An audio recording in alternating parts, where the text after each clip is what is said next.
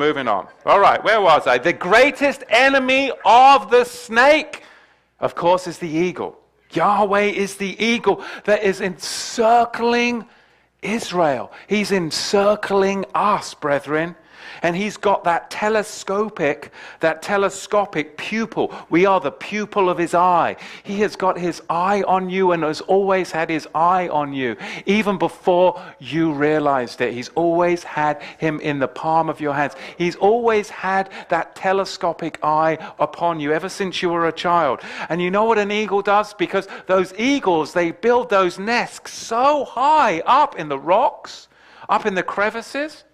Smith Rock, man, I used to go climbing over there. Eagles high up in the rocks. And they'd shut of course, the nature lovers over there, you just want to go rock climbing, and they'd shut the whole blooming park down, a part of the park, because there was an eagle up there. One time I nearly got my climbing partner arrested because he had a feather in his hat. And the park rider, and I was just joking. I said, yeah, I think it's an eagle feather. Oh, yeah, won't you get down? I mean, seriously. That's a federal crime. Those eagles build those nests so high, and those little eaglets, you know how that eagle will get them to fly? They'll eventually grow. That the nest that they grow in, it becomes actually that thing that was comfortable and safe for them, it actually begins to hurt them. It actually begins to prick them, that they actually feel kind of uncomfortable.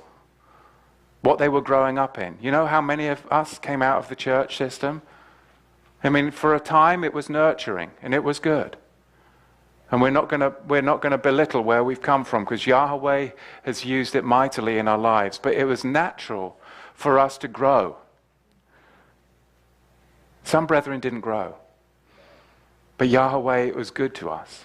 And he allowed us to grow. That, you know, what was comfortable to us became uncomfortable. Because we started to grow in the Word. And you know what Yahweh did? Because he could see that we were getting uncomfortable. And what actually used to be comfortable for us became uncomfortable. Because we were convicted by the power of his Word. And that it started to stick us in the side every Sunday at 10. And it started to stick us every more. I'm like, I don't know if I can go back in that nest again. It's sticking me. So you know what Yahweh did?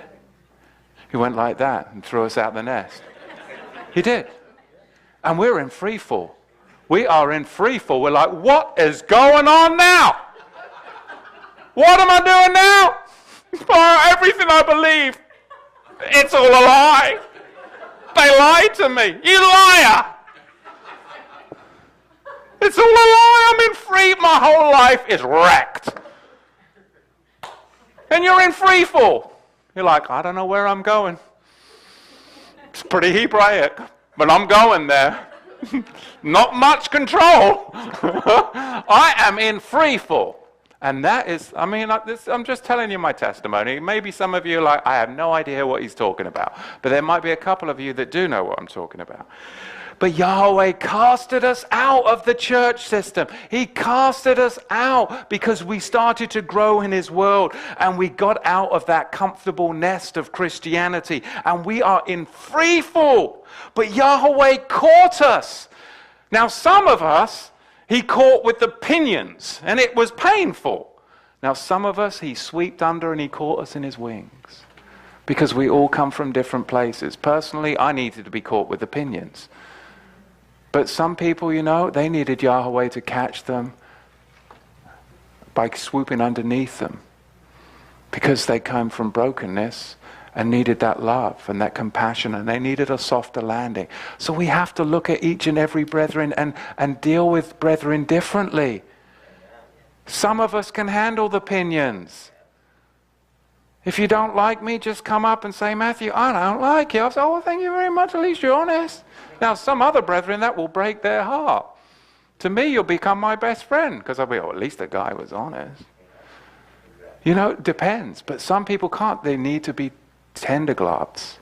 So Yahweh understands how we're all different. But we were in free fall, and he's caught us and he's brought us here into the full revelation of his word, from Genesis 1 all the way to the end of to the book of Revelation. Why? So that we can get through the revelation. It's called the Great Tribulation, the apocalypse.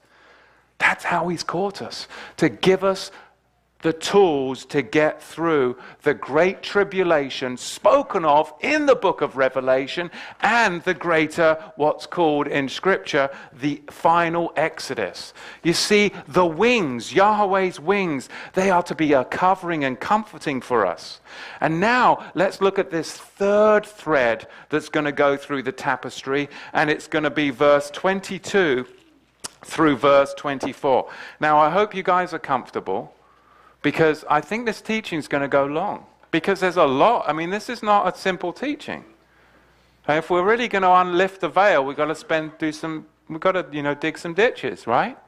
But I believe Yahweh's Ruach HaKodesh will fill, because his word will not return void. That's why we're reading a lot of word. Verse 22, we're going to look at this third thread now going into the tapestry.